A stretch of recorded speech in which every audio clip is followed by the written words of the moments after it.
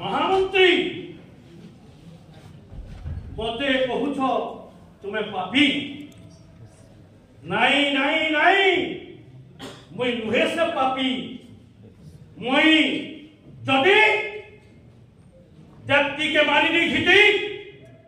वसुदेव के मारी नहीं थी कुष्ठमार जन्म होते नाई महामंत्री से भूल नहीं करी मुई पापी नुहे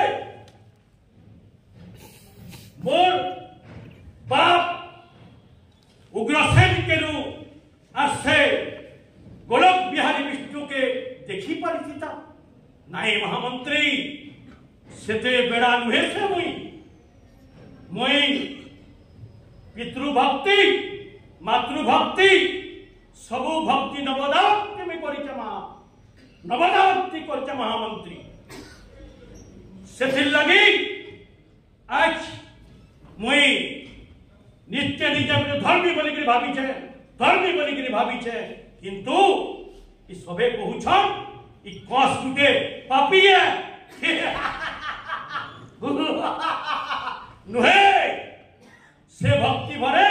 महाप्रभु दर्शन करिछे मुई पिता के भक्ति संगे से पुरे गिरी और कुष्ठ जन्म हैछन मोर बहन देवकी देखिछन आरु